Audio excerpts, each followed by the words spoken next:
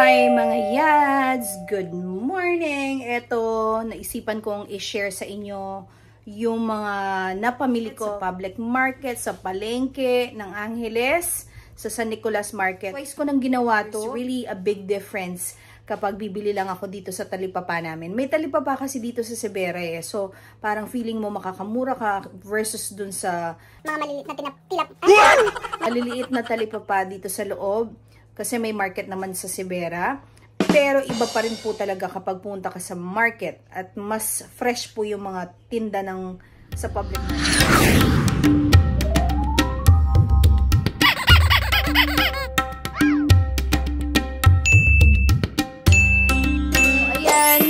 Ito yung aking napamili. And by the way, yung pera pala na ginastos ko dito. Yan na mga yads. I-share ko po sa inyo kung ano mga napamili ko from the market, from the public market. So, ito po yung plastic na binili ko dun sa bag. So, nakalimutan ko pong magdala ng bag ko.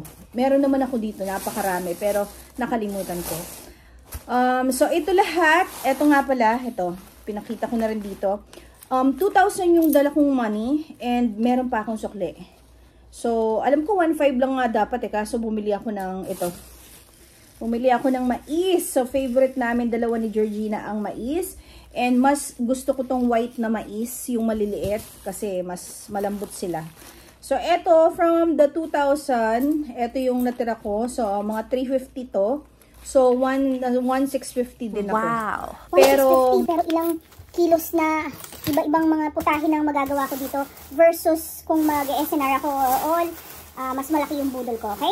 So, share ko na sa inyo kung anong mga napamili ko. So, first, binili ko si baby girl ng mangga. Yan. So, 140 ang kilos ng mangga ngayon. So, parang lumagpas po ito ng 1 kilo. So, mga 150 ko binili ito. Okay? Okay, not bad. And then, yung mga ganitong mga mga gulay-gulay. Tagda 20 pesos lang mga to. Yan. So, isa. Ano pa ba? Okay, wait. Ito, 53 pesos. Kasi 140 din ang kilos ng red onion. So, 53 pesos to. Tapos, tignan mo naman. 5 pesos lang to. Ay, hindi, 10 pesos. So, may sobra ako na 10 pesos from the vegetable vendor na binilan ko. Eh, wala siyang sile. So, lumipat ako sa kabila. So, sabi ko, 10 pesos lang po na sile. Tingnan mo naman. 10 pesos.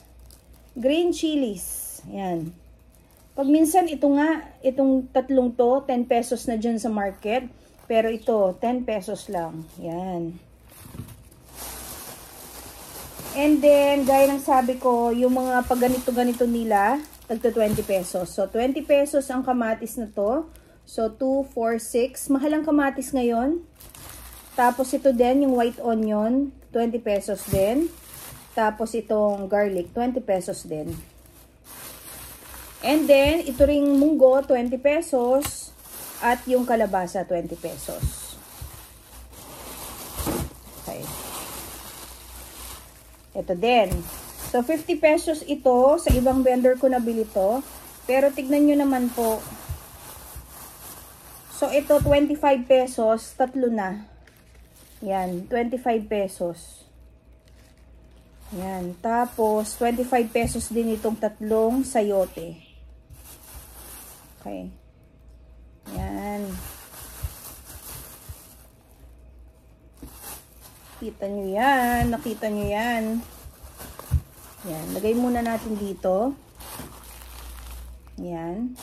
And ito, 1 to something ko.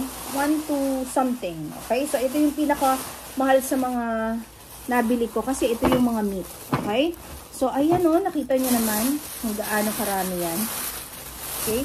So, unahin ko muna yung binili ko for Daddy Ryan. Hindi ko na natanong kung magkano, pero kasi doon ako bumili nung una at meantime, schoolmate ko pala yung asawa ko.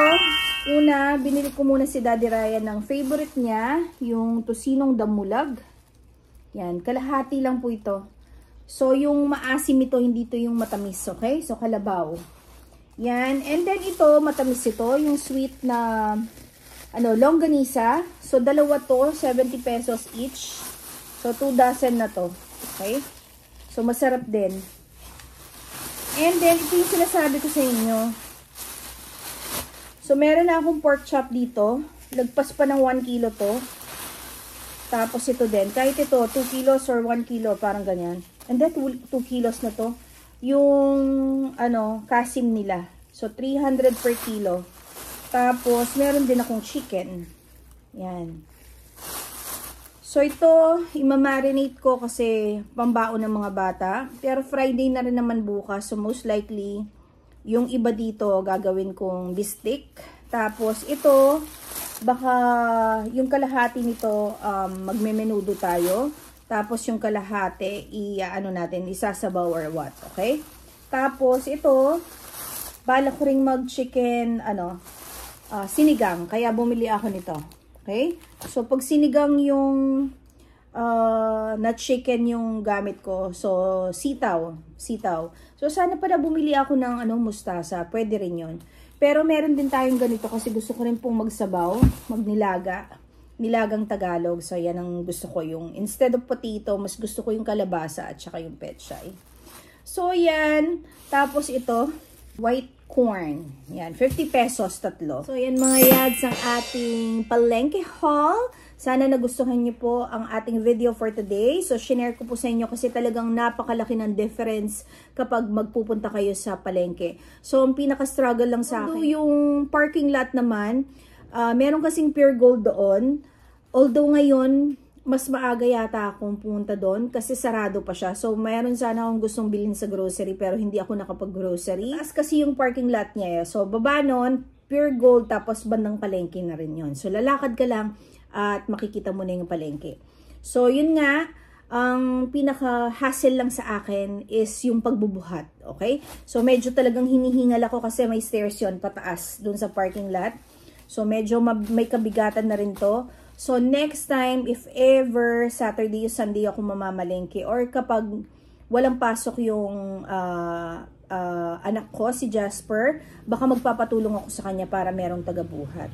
And isa pa pala sa mga hindi ko nagawa, kasi bahala kong may jewelry kasi ako na naputol. Eto. Yan. So, may jewelry ako na naputol dito.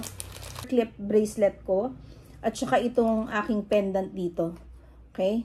So, ito din naputol last time pinagawa ko din. So, sa ilalim ng Pure Gold, meron din mga doon, jewelry maker, parang ganyan yung nagtutubog, budugtong, yung mga ganyan. Okay? Tapos meron din patahian. So, isang market yon, parang isang building na mga fruit vendor, mga dry clothes sa loob. So, minsan, tama ko kayo para makita nyo kung anong itsura ng public market dito sa Angeles, Pampanga. Okay?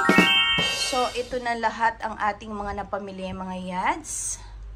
As you can see, 1,650 pero mga 5 na na yan, putahe.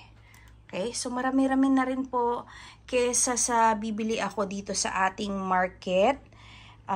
Yung 500 to 1,000 mo, parang for the whole day lang. So, malaking tipid na rin po. So, yan. Punta na tayo sa palengke.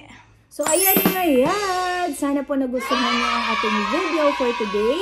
So, if you do, kindly give this video a thumbs up. So, like, share, comment, and subscribe to my channel, Mommy G Diary. Until our next vlog. Bye!